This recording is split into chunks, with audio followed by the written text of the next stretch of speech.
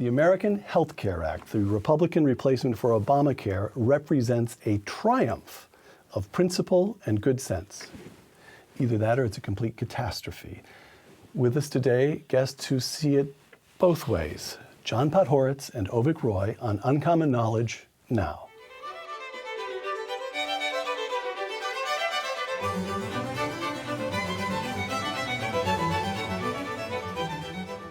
Welcome to Uncommon Knowledge. I'm Peter Robinson.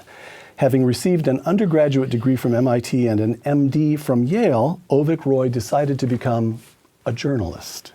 Dr. Roy is the opinion editor of Forbes Online and the founder and director of a new think tank in Austin, Texas, the Foundation for Research on Equal Opportunity. A graduate of the University of Chicago, John Podhoretz has been a journalist for an unbroken 3.5 decades, nearly unbroken, the break occurring when he spent a year as a speechwriter in the Reagan White House. Mr. Podhoretz is now the film reviewer for the Weekly Standard, a co-host of the GLOP podcast, you heard that correctly, the GLOP podcast, and the editor-in-chief of Commentary magazine. Avik and John, welcome. Thank you. Great to be with you. A lifelong dream. Well, happy to make dreams come true, Avik. I was watching Uncommon Knowledge in my dorm room in the 90s, and I thought, if I really make it big, then I'll know I made it big if I made it on Peter Robinson's show. And here I am. You're here, baby. I love it. Downhill from this moment. Writing about the American Health Care Act in the New York Post, John Podhoretz. This is a question directed to you, John's words. Barack Obama and the Democrats may have lost the House in 2010, the Senate in 2014, and the presidency in 2016, but they may be winning the most important argument they've ever made. Close quote. Before we get to your rebuttal, explain what you're talking about there. I think that the release of the American Health Care Act, the Republican effort to start taking on Obamacare, showed the way Republicans talked about it, both positively and negatively, showed that a Rubicon may have been crossed since the passage of Obamacare in 2010. And the Rubicon is a kind of common, unspoken, almost unspoken acceptance of the idea that there should be universal coverage for healthcare in the United States. That was never a conservative or Republican goal. It's not the right goal. But in conceding it, or in seeming to accept it implicitly, not necessarily in the drafting of this law, but in the way congressmen went on TV to talk about the law and to defend it or attack it, that concession means that in the largest picture, Obama might have won the larger argument about where healthcare is going in the United States, which is to say, if Republicans cannot defend the idea that what is important is the freedom of the individual to make choices about how to live his life, as opposed to the notion that we are all in this together and must all participate in healthcare to ballast each other's healthcare outcomes, then we have accepted an essential social democratic principle, and that's a huge concession. Barack Obama argued that it is the responsibility of the government to provide every American with health care. And the American Health Care Act, the Republican proposal to replace Obamacare, ratifies that decision. And everything else is details. Avik? So what John just articulated is the conventional conservative view, that universal coverage is a great defeat for conservatism and a victory for progressivism. I take a different view. Can I just say, that's the first time I've ever heard John called a conventional conservative. But go ahead. I think he would agree that that's a conventional conservative view. I think that conventional view is wrong and represents a failure of imagination of conservatism. I know, Peter, that you keep Friedrich Hayek close to your heart. I do as well, actually quite literally, because here on my iPhone, I've got the Constitution of Liberty and the Road to Serfdom on my Kindle app. And if you read the Constitution of Liberty or the Road to Serfdom, you'll see that Friedrich Hayek actually supported universal coverage. He actually talked about how in wealthy societies, like he was referring to post-war Britain at the time, there is actually an affirmative case to be made that the economic security that comes from basic health insurance for everyone is actually a worthy goal that if it's done in a market-oriented way, it can actually be done with very low costs, but a great deal of economic security and adequate health care leads to a better society. So he supported universal coverage. And in fact, the United States doesn't have a free market health care system. It didn't before Obamacare. The thing that we've done, and this has not raised the hackles so much of conservatives, is we heavily subsidize health care for the wealthy through the tax break for employer-based coverage, which is a regressive tax break that helps the upper middle class. You and I, Peter and John, we pay taxes so that Mitt Romney and Warren Buffett and Hillary Clinton can get government-subsidized health care called Medicare. You don't see Rand Paul and Ted Cruz raising a lot of objections to that. Instead, they're raising objections to health insurance for low-income uninsured people. And I wish we in the conservative movement would say, you know what? But hold on, let me just, let me get one point very explicitly here. You're granting John's argument. You're saying, yes, yes, yes, it's over. Everybody now agrees that it's the responsibility of the government to provide universal health care, but that's not such a bad thing. But you are granting the premise, aren't you? I wrote a cover story for the Washington Examiner a few years ago called The Conservative Case for Universal Coverage. Okay. And my argument was, and this is based on data, we could spend a fraction, we could spend 1/7 of what we spend on health care in America in terms of government spending, in terms of overall public and private health spending, and cover everybody in this country, or provide the right kind of safety net that provides the level of financial assistance that lower income people really need. If we just stopped subsidizing health insurance for upper income people, if we just did that, we'd spend a fraction of what we spend. We wouldn't have a budget deficit. We wouldn't have an entitlement crisis. We've done it all wrong. The reason why all these problems exist is because we've spent all of our resources subsidizing health insurance for upper income people. I'm going to ask this question one more time. I'm not even disagreeing with anything you're saying, but I just want to get to the premise here. Right. So I think John will argue, and John is more than capable of amending or correcting my statement of his position.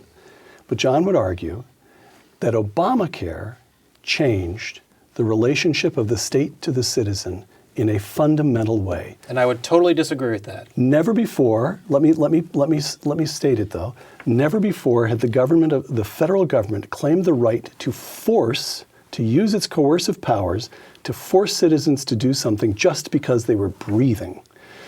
And you are saying... I'm not. So I agree that the individual mandate was a constitutional injury, and I totally disagree with the Supreme Court decision by John Roberts. There is no way there is no way. Okay, so but there is no way. There is no route to universal health care absent coercion. Is that not correct? No. Well, okay. I would actually argue that Avik is right, and that sure. I'm trying to stick up for you, and you're not taking me out at the knees. But there is here, a way. John. There is a way. All right. And the way is single-payer health insurance, government-provided health insurance, and the creation of a government system of health care in which, largely speaking, the medical profession works for the government and supplies its services Canadian to the system, individual. National Health Service in Britain, it Pretty exists. much. And by the way, it's constitutionally sound. It's something that would be passed by legislation. It's not.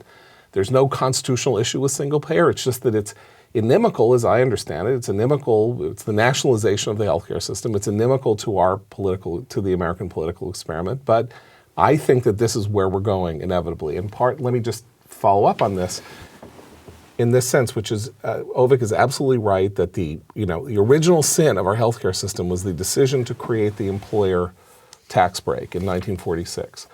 Just as you could say that the original sin of our real estate market was the decision to make mortgage deduction. Was to make the deductibility of home mortgages, which again is a regressive break that helps the richer you are and the larger a mortgage you get, the better a break you get from the government.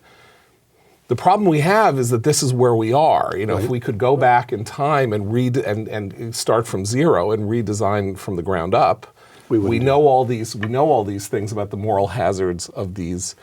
Using the tax system in this terrible way, but we can't. So we have to build from where we are.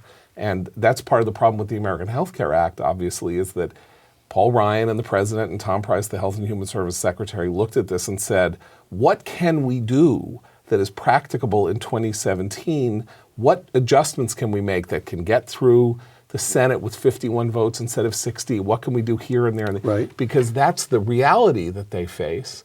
But I think in overarching terms, if we are looking at this and saying, what must be satisfied is that Americans get health care, we get to Ovik's point, and the only way we get there eventually is not through the ways that he would want it, it's through single payer.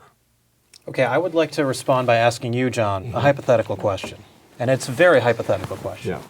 Let's say in 2010, hypothetically, we'd passed a law that reduced federal spending by $10 trillion over 3 decades, reduced taxes by $2 trillion over 3 decades, had no individual mandate, but ended up resulting in 20 million more people having health insurance because health insurance premiums went down by 25%. This is admittedly a hypothetical scenario. But if that combination of reforms, less spending, less taxes, fewer regulations, led to more people having health insurance, would that have been a defeat for conservatism? No, but you're missing. So I'm glad you said that, because this is the problem with the failure of imagination of conservatism, is that we've conflated a policy outcome, more people having health insurance, with the process by which we achieve that outcome. And the point I'm trying to make is that we conservatives, we have always known that less government leads to more abundance, more wealth, more prosperity. We would never say we need more government so that every American can have a smartphone. We would never say we need more government so that every American can have a job. And yet we've accepted the left-wing narrative that the only way to make sure that more people have the economic security of health insurance is through more statism. Why do we accept that narrative in healthcare when we accept it nowhere else in the economy? And this has been the failure of imagination of conservatism. Let me again, a simple question. I hope the answer. So here's the simple question. You believe then that if the American Health Care Act, if the Republican replacement for Obamacare is enacted largely as it is being talked about as we sit here today, that will lead to an increase in liberty? No, I'm not saying that. I'm not saying the American Health Care Act is the hypothetical example. I'm saying that there are policies. So my think tank, the Foundation for Research on Equal Opportunity, has published a proposal that it's called Transcending Obamacare. You can download from our website that actually, based on our estimates, which are of course estimates, would do exactly what I described. They would deregulate the insurance market, reduce federal spending, reduce federal taxes, but increase the number of people with health insurance, because we stop, we dedicate our scarce resources to the people who need the help and not to the people who don't need it. So the two of you, as best I can tell, agree on the conservative principle that the government ought not to use coercion to achieve universal health care. You're suspicious that we can survive, that there's any way of acting on that. You disagree by saying, no, there are ways we could increase liberty and health care at the same time, right? Exactly. Okay, hold that thought. We'll come back to it. But as we sit here today, tomorrow a vote is scheduled in the House of Representatives, the American Health Care Act. You're in the House. Do you vote for it or not? I would not vote for it as a matter of general principle. If I am a Republican congressman, I'm going to vote for it for political reasons. Okay, fair answer, fair answer. Avik? I would vote for it with deep misgivings about certain aspects of the bill. Let me ask again another couple of questions about the very nature of health care. I talked to someone whom I'd better not quote because he didn't know I was intending to, but this is someone who's close to Democratic members of the Senate. And here's the calculation the Democrats are making right now. Stand back. Have nothing to do with this bill. Let the Republicans push it through and let it be theirs, let them own it, because this is going to be so unpopular. Premiums will rise. It's going to cause so much trouble that we, the Democrats, will have a chance to come back in the midterms, take seats in the House, recapture the Senate, which is, roughly speaking, just what the Republicans were thinking when the Democrats enacted Obamacare. Back then, the Democrats were wrong. They thought, in time, Obamacare would become popular. It didn't become popular. So we have this strange situation in which professional politicians, the Democrats are making one calculation, the Republicans are making the opposite calculation, and furthermore, they've changed places since Obamacare was enacted. Can I just ask, is it the case? Is it the case that it is the very nature of healthcare that it is always going to prove so complicated and so disappointing because we will all get sick and we will all die and the ultimate outcome is always going to be a failure. That whatever political party most associates itself with healthcare is making a big mistake. They should push it out to the private sector for political reasons. John. You know, in 2011, in Commentary magazine, Tevi Troy published an article about how healthcare had been a 20-year disaster for Democrats. Democrats had essentially invented the healthcare issue as a national issue really around 1990 or 91. That's what's interesting about how it's become one of the predominant domestic political issue of our time. It's not as though people didn't get sick and die before 1991. There was a Senate race in 1991. Harris Wofford was running against Richard Thornburg in a special election in Pennsylvania, and a newly minted consultant named James Carville suggested to Wofford that they should run this race on health care. Wofford won the race in a surprise upset victory, talking about the disastrous healthcare system. And in '92, Bill Clinton took on healthcare as a major issue, became a national issue. And if you look at what happened over the course of those 20 years, Clinton care, Hillary care was a disaster for Democrats. It lost them the House and Senate in 1994, the House. The only bill, then Obamacare did terrible things to the, passed in March of 2010. And that's when I said that you quoted at the beginning. They lost the House in 2010. Right. They lost the Senate in 2014. They lost the presidency in 2016. All of which Obamacare was materially involved in. Now, it's a dynamic process now. That's what's interesting, is that you said Obamacare is not popular. You're right, it was very unpopular. When it started to be apparent that the healthcare system was going to change with a Republican Congress and a Republican president, and people started saying, oh, what are you going to replace it with? And voters started getting nervous. Its numbers have climbed. Now, it's not wildly popular, but it is not the toxic stew that it was at the beginning. And so I think there is great merit in the idea that if you touch it, although you're in trouble. Although, in 2003, the heated objection of conservative Republicans who were very upset about it, the White House and the Republican leadership in Congress muscled through Medicare Part D, the prescription drug benefit for the elderly, which has proved to be a wildly popular piece of legislation that kind of fits Avik's model, which is to say that its basis is universal coverage. That is to say, if you are 65 or older, you get Medicare Part D if you want it. And you are, and nonetheless, and it does what it was supposed to do. It hasn't led to wild increases in drug prices. It's actually helped to moderate the market and all that. So in theory, but the thing about the Medicare drug benefit is that it was ab initio. It came out, it was its own thing. It was a new thing. Mm-hmm. And so it was designed based on knowledge of a lot of the previous mistakes that had been made to make sure that it wasn't a monstrous jalopy constructed out of horrible things. The problem with where we are now is anything you do to the healthcare system, in theory, it would be fantastic to literally expunge where we are and start, from zero. But it cannot happen. Which is the spirit. That's what people felt, I think. You could argue that's what people felt Trump meant when he said repeal and replace. It may be what Trump thought he meant. And now it turns out, wait a minute, you can't touch this, you can't do that because of the reconciliation process, you can't do that. Well, Avik argued they could still do better than they're doing. So back to you, Avik. Is it the case that whoever becomes associated with healthcare, you've already argued, in effect, that people could do a good job with healthcare, that it could be a political winner? Is the Republican Party, supposing this bill actually gets enacted, is the Republican Party going to regret it in 2018? If this bill is, they will. And going back to the question you just asked, I think there's certain things worth losing elections for.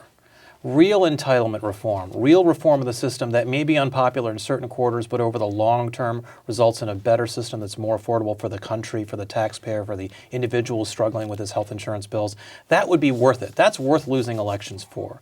Is this bill worth losing elections for? Rearranging the deck chairs on the Titanic is not. It's a complicated issue because you have the issue of the bill and then you have the politics of the bill. So put aside and be cynical and put aside the qualities, both positive and negative, about the bill. For whatever reason, and for whatever reason it happened, Donald Trump and Paul Ryan decided that this was going to be the first thing that they were going to do, right? So Trump said, I want to repeal and replace on the first day. Ryan said, okay, we're going to go through this first. They designed this bill. They're in the House of Representatives, and yet they design a bill that's designed to pass muster in the Senate, which was, I think, I don't know about that. But you know what I mean. It was designed to be a bill that, in theory, could go right to the Senate and would have these features that made it possible for it to be passed with 51 votes and not 60, right? So they decided to go first. Once they decided to go first, and Trump said, "This is my bill," Then you have to pass his it. presidency hinges on the passage of this bill. I don't think it's too much to say that, even though it's so early.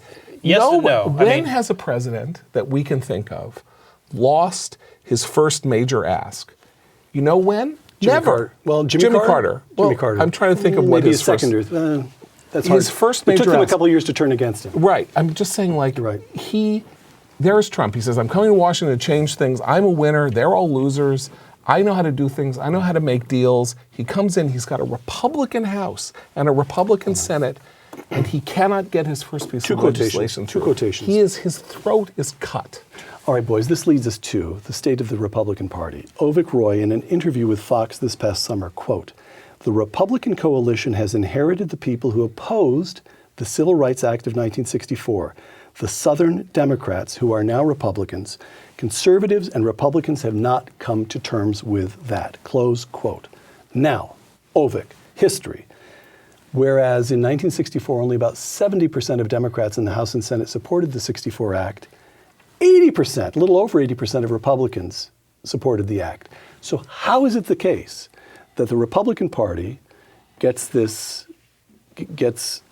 tarnished with this accusation that they opposed the 1964 Act, and how is it that the Republican Party becomes the new home over 4 decades for, I think you're saying really the Republican Party now has the support of Southern racists? Well, I think it's factually true that people who are racist, in terms of white racism, tend to find more of a home in the Republican Party than the Democratic Party. I think that's true. I think that political science, public survey, public opinion polls show that. That's not to say the Republican Party is racist today or that it was then. It's just the fact that, and actually racism isn't even really the problem. The real problem is white identity politics. Hold on, you're leaving out Barry Goldwater. I raised a historical point, and you have an answer because I've seen you write the answer. Okay. That the reason the Republican Party gets associated with opposing civil rights is because Barry Goldwater did oppose them. But go ahead. Right, and Barry Goldwater had and became the standard bearer in concrete 64. constitutional and philosophical reasons for opposing the Civil Rights Act. But it cannot be avoided, I think, if you really study the political science, if you study the political survey data, how parties have realigned and ideologically adjusted over time, that the Republican Party did inherit those Southern Democrats. And the Democratic Party, there were people on the progressive left who actually actively tried to drive them out because they felt that this was going to be an obstacle. Them out of the Democratic Party because they saw this as an obstacle to a more left-wing Democratic Party. So these are things that have happened. And again, this is not to say that conservatism is bad or the Republican Party is bad or anything like that, but that I think we have failed to see that. I think the conceit among conservatives has been that we don't believe in identity politics. We're about the individual. It's only the left that engages in identity politics. And I think we've failed to see that we conservatives often engage in identity politics too, for the America that we look back favorably and nostalgically towards from the 40s and 50s and 60s. John Podhoretz, Donald Trump won the votes of 58% of white voters, 8% of African Americans, and only 29% of Hispanics. You will grant that Dr. Roy has a point. I do grant it, and I think that one of the things that this election revealed was that 40 years of a culture and a political culture on the left, but a culture in general, that has been balkanizing and asserting that we are not all Americans, but that we are Black first, Asian first, Hispanic first, gay first, that our identities are not a common thing, but that we are our most important coloration is our either tribal or sexual identity. turned into a giant case of blowback when the majority in the United States decided that if this was the way things were constituted, then they constituted an interest group in themselves. Nobody expected this to happen in that way, precisely because whites are a majority in the United States. They make up, 72%, 73% of the population. And so the idea was that this was all fine. You could do this forever because, of course, it was their country. It was a country of white people. And so, minority pleading was totally fine. What's more, we were told, beginning in 2012 and onward, that this was inevitably in decline, that we were seeing that the demographic changes in the United States meant that at some point in the relatively near future, the white domination of American demographics was going to end, and that in 2050 or something like that, it would be whites would be a plurality but not a majority.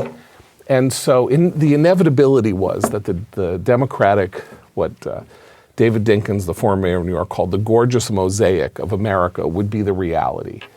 Well, it turns out that if that's true, and it may not be true, but if it's true that the majority isn't going to go down without a fight, that they've been attacked, they feel abused, they feel like the country is running away from them, they feel like that all these minority groups are getting special benefits and that they do special pleading, and it's not fair, and now it's their turn.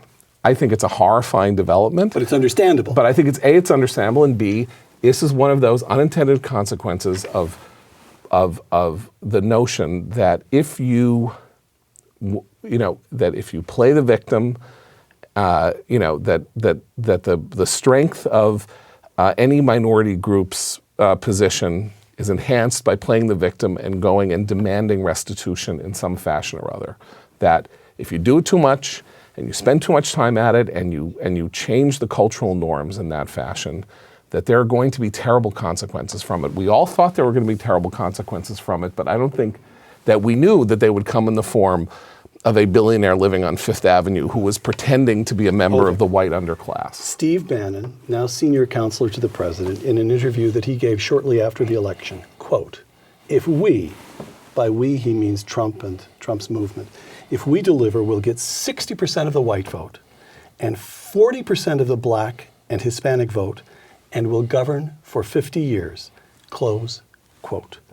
In other words, the way to expand the GOP is to make America great again. Create jobs, control the borders, forget all the nonsense about playing a role in the globe, and put American interests first, and you appeal not just to white America. What's striking here is that Steve Bannon is saying, we're not trying to appeal just to white America. You appeal not just to white America, but to African Americans, Hispanics as well, and you can put together a new governing coalition. Surprisingly enough, the way out of the problem that Avik Roy identified is being shown to us by Donald Trump. Look, I hope that's true. I hope that Steve Bannon is right, and I hope that Donald Trump is right. And by the way, we have to give President Trump credit for one thing. He actually slightly, according to exit polls, outperformed Mitt Romney in 2012 in terms of his performance with minorities. I think he outperformed Mitt Romney by about 1% or 2% with blacks, Asians, and even Hispanics. Mm-hmm. So all that to his credit. I want to say, going back to what John was saying, I agree with about 90% or 80% of what John was saying. I think there are excesses. That's a good day. Yeah, well, most people would. I don't agree with. I tremble to disagree with John at all. But I will make this one additional point, perhaps, to what John was saying, which is, it's true that there are excesses on the left in terms of identity politics and things like that, and I think we all, as conservatives, rebel against that or recoil from it. But I find that sometimes we've kind of taken the opposite view, that because the left gets so annoying with political correctness, that saying gratuitously inflammatory things that don't recognize the real struggles that blacks in particular have had in America is okay. That we should diminish and ignore the history and the struggle, the real struggle that particularly Southern blacks experience in this country, not just during the era of slavery, but during the 20th century as well. And I really wish that if we as conservatives, while we reject the left-wing approach to identity politics, if we invested as much time rejecting that and being annoyed by it and being put upon by it, to study actually what happened to blacks in places like Texas and Alabama and Mississippi, let alone in New York and Michigan, we'd have perhaps a more balanced perspective on why a lot of people in minority communities align with the Democratic Party the way they do. Because I feel like the Republican Party and the conservative movement have not sufficiently and frequently enough recognized the dignity and the challenge that it's been to be black in America in a way that we really ought to. I really believe that. I don't feel that. John, look, you and I are in an interesting position here because you're a member of a minority and so am I. I'm Jewish. You're of Indian descent, so which means I'm just going to sit here and watch the two of you. I left you out of this because So I mean, the point is that not much of it may not feel to people as though someone who looks like me and therefore a cop isn't going to pull me over, let's say, or something like that, is that much of a minority. But I'm part of my group is 2% of the population of the United States, and I feel as though it may well be that Republicans, particularly over the last maybe 10 or 15 years, have gotten fed up with the idea that they're being called racist and that they're racists, and that having spent, they feel like they've spent 30, 40 years, supporting or promulgating or advocating for policies that would be of great help to the poor and to minorities, and those policies have been rejected by the poor and minorities and by their representatives, even though they would lead to they would help people emerge from their immiseration. But I think that something's happened over the last 10 years. But I think that our experience of Jews in the United States, certainly, and Jews of course are not Republicans by any means or conservatives by any means, is an example that when it comes to minorities in this country, as opposed to every other country on earth, minorities are paid enormous respect. Public policy centers to an extraordinary degree on helping people who are less fortunate achieve a better aim. I don't think it works. Mostly it doesn't work at all, and sometimes it has a terrible consequence. But the notion that both the conservative movement and the United States in general doesn't care enough about minorities to help is completely, that notion is completely undone by the history of the last 50 years. So I'll the way the education system in a couple of works. ways. I have another question. Again, and I tremble to do it, but I think there's a distinction between immigrants to the United States, who I agree have had a lot of success, and that's one of the great things we should celebrate about America, and the experience of people who are brought here in chains, who I think have had a very different experience. I think the conservative movement has not done enough to confront that history and in ways that would allow us to, again, recognize the dignity of the experience that they've had. And that's not to say that we're talking about African Americans, but that does not explain the rise in the minority consciousness of Latinos and Hispanics who were not brought here in chains, and who don't have that experience, and yet also have interest groups and demand affirmative action, demand special rights in education. And I'm agreeing with you there. Yes, but I do think the black experience is a special case. Yeah. I want to make one point, because I do actually, after all, have a seat at the table. I want to make one point and then move on to another question. The specific figures have escaped me now, which is unfortunate because I like to be as specific as possible. But during the Reagan economic expansion, there was a period of about 5 years when the ethnic group which was most benefited, which was moving up the most quickly economically, was African Americans. The policies of this conservative disproportionately benefited African Americans. All right. Final item here. Americans have, you pointed this out, I saw this in a tweet of yours, Americans have sorted themselves out geographically to a remarkable extent. Liberals on the coasts, conservatives in Texas and in the center. And according to an article in 538 to which John brought my attention the other day, quote, more than 61% of voters cast ballots in counties that gave either Clinton or Trump at least 60% of the majority party vote. That's up from 39% of such voters in 1992, an accelerating trend that confirms that America's political fabric geographically is tearing apart. Close quote. Republicans and Democrats now hold different values, read different newspapers, and live in different places. This, John has used the word balkanization. 538 talks about the political fabric ripping apart. This is something new in the post-Cold War, post-war experience. for this nation? Does it compromise the American experiment? How can you govern when half the country loathes Barack Obama and now half the country loathes Donald Trump and really feels it viscerally? Well, especially when you have a federal government that's trying to impose a one-size-fits-all solution that's central, Okay. then that's what creates even more polarization, because people feel their fates are not determined locally, they're determined by a central government. So that's a big problem. But one thing I want to point out about that those statistics that you just cited, Right. we're sitting here taping this show on the campus of Stanford University. Within 20 miles of where we're sitting is the most dynamic entrepreneurial place in the world, where the freest economy is generating enormous innovation. But yet, within 20-mile radius, if you polled what percentage of the people voting here were Republican, it'd probably be 5–10%, right? So whatever the number is, Lower. I think that we oversimplify when we describe conservative and liberal and assign those to these voting categories of the people who are voting Democratic and Republican. In fact, there are new schisms in both the Republican Party and the Democratic Party. In the Democratic Party, it's between the progressive left and the managerial elite, represented by places like Silicon Valley. And on the right, it's Say that again. Repeat that. That's interesting. the progressive left and the managerial elite. Okay. So people so Bernie like versus Hillary. yeah, Got it. Got it. Okay, I Bernie see. versus Got it. Hillary, Got it. exactly. And on the right, between what we might call the K Street, Wall Street, Acela corridor conservatives, and a more populist right that isn't actually that oriented towards free markets. They're against free trade, they're against entitlement reform, they're for protection of themselves and using the power of the state to do that in ways that conventional conservatives have not been. So while we've seen this partisan sorting that you've described, I'm not as convinced that we've seen an ideological sorting. I think we have perhaps not looked under the surface of who the Republican coalition and who the Democratic coalition are, and I think there are fissures in both. I think we haven't seen, I think you're right, that the ideological sorting is much more complicated, that the Bernie Sanders voter has more in common with the hard Trump voter when it comes to, say, ideas about trade and banking and the like than we imagine, and that fissure within those parties may create new alliances over the course of the next 25 years if they're not evanescent. We do have a cultural sorting.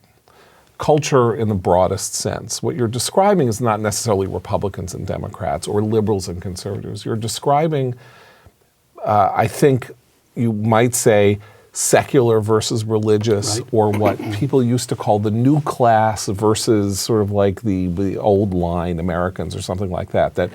They watch different TV shows. They're interested in different movies. The Trump voter made American Sniper. The Trump voter is responsible for American Sniper. The Obama voter or the Hillary voter is responsible for, I don't know. I mean, I'm Avatar? trying to think of maybe Avatar or something. I don't know, La La Land, or so they watch different programs. They have different cultural experiences. We're not in this situation in the 1970s where everybody watched the Mary Tyler Moore Show. Right. And indeed, getting to the atomization point, black people watch different programs from white people. Black liberals watch different programs from white liberals. And so there are these real cultural separations, whereas 40 years ago there weren't, because we all lived in a common culture. However, Yeah. just to balance that out, there was real regional culture in the United States that is itself now mostly gone. Like real genuine, 1960 or something like that, it meant something much different to be a Texan than it does now. A Texan was a different type of... Oh, it still means something. I know, to be you a Texan. Texans think so, but it's not real, because your town... In 1960, Texas your was a town different has country. your mall has the same 200 stores as the Stanford Mall does. That's what I'm talking about. The retail is the same, the food is the same, all of that stuff. The way that we live is not all that dissimilar, but the way we perceive, except for church. The barbecue is much better in Texas. But fair enough. Okay, and the deli's has better not in New changed. York, but you still have delis and we still have barbecue. Okay. But the way that we perceive how we should live is now entirely different. Kevin Baker, fascinating piece in the New Republic, in which it was an angry piece about Red America.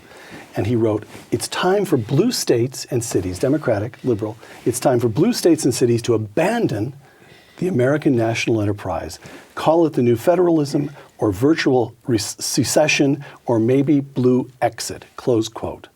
Now, Republicans have argued for states' rights and federalism for decades, and it is one of the miracles of our national history that on election day, Democrats woke up opposed to states' rights and in favor of ever greater concentrations of power in Washington, and went to bed that night with a new respect for states' rights. Oh, yeah. So not just states' rights, judicial activism.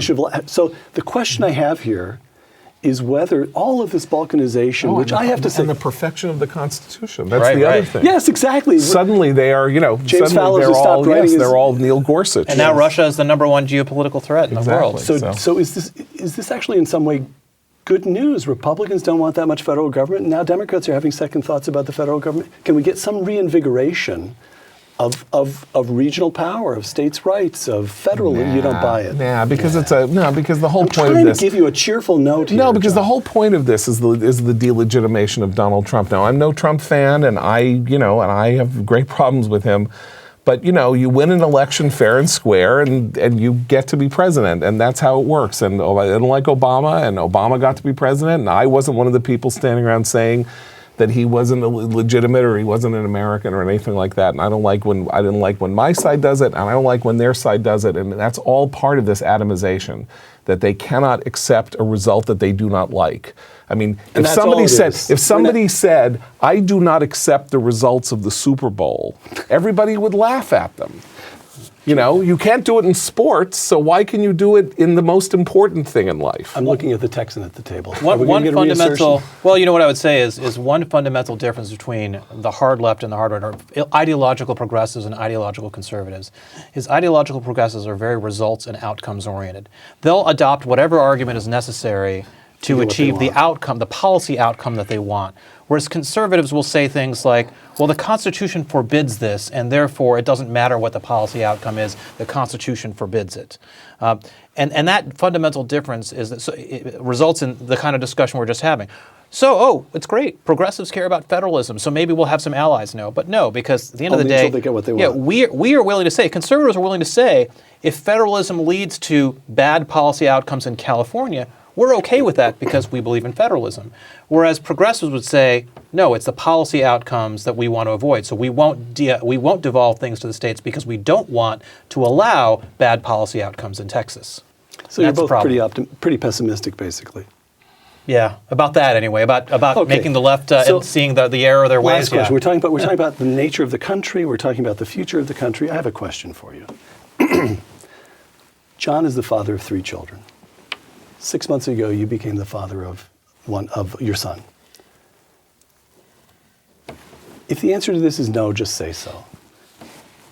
But do you find that fatherhood, this ancient experience, that fatherhood affects the way you do your job as a journalist, as an intellectual? Does it affect the way you think about the country? Does it affect the way you feel about this country? John? Yes, but in odd ways. The oddest way is that I have spent, my oldest is 12 and a half, and I've spent most of her life shielding her from politics and the news and my children who are younger, because having on... You're like a mafia don. You don't want the kids to know what you do for a living. No, having on a television that has on a newscast will compel them to ask me questions about the nature of evolving politics and morality that I have not wanted to have to bring up with them.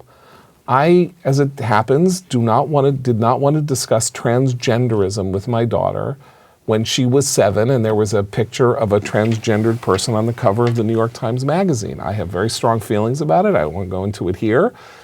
But I did not want to exert my feelings on her about this issue.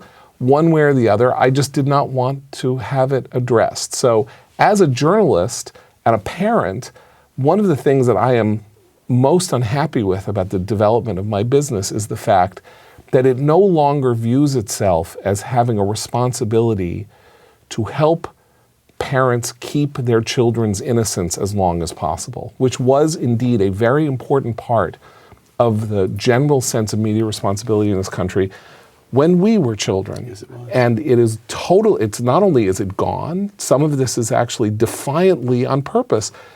You need to have these conversations that you don't want to have, so we will force them upon you. And that, to me, is how my children are in a state of greater innocence and lack of knowledge about what is going on in the world than I was, certainly at their age, and that I would have expected them to be. I'm too new as a father to have the insights and reflections that John has. I do dread sending my child to schools in this country for the reasons that you've described. I have no idea how I'm going to have. If it was hard to have these conversations today or even 10 years ago, how am I going to have them in 2027? I have absolutely no idea. But I will say this, Peter, that fatherhood, parenthood in general, is an incredible joy. It's a responsibility, but it's an incredible joy. And I think the thing it has done more than anything else in terms of changing anything about me is it's made me happier. I was always a pretty happy guy. I'm a temperamentally happy guy, I like to think, as conservatives go. But there really is an incredible joy to parenthood. And I worry that we're living in a country where not as many people realize that parenthood is a joy. If you look at the number of people, particularly in married families, who are having children in that conventional nuclear way, it's declining. In Europe, we're seeing the rates of childbirth are going down. It's happening in the United States as well. Because a lot of people don't see that. They don't see the joy of parenthood and childhood the way that many of us do. And I feel sad for them, because certainly for myself, it's brought a lot of joy to my life. Can I add to this? Because I think, there's also another part of this odd cultural message that has come down in the last 15 to 20 years is quite the opposite of what you say, that parenthood is a horrible experience. You get no sleep, and your children are this, and they're annoying, and they get ADD, and you have to give them Ritalin, and your marriage blows up, and you never have time for each other, and you're both working, and it's also horrible. And if you are, if you're a sort of culturally literate person around the age of 19 or 20 or 21, I think you look at the advance into adulthood. You may look, your children are that age, so you may know better than I, you might look at this with a certain level of horror, that the thing that people wanted to be throughout most of history was older. They didn't want to be kids. They wanted to become adults. They wanted to get out of their parents' house, have their own, have a wife, have children, have a husband, have children, have a home, have a family.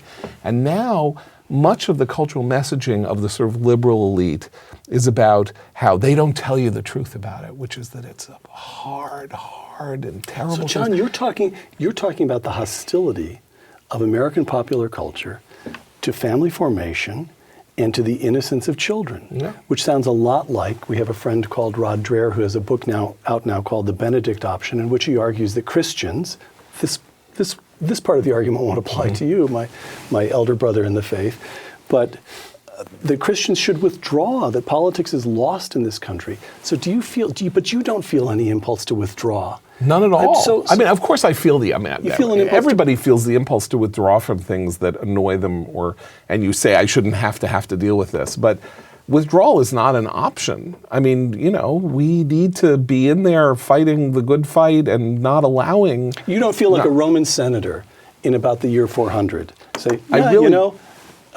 Junius and Pluto, it's all over. We've done the best we could, and it's over. It was a lovely run, but it's done. My major thought experiment is this. There's an unborn child up in heaven, and God says, it's 2017, and God says to the unborn child, okay, you can pick, there are 204 countries in the world.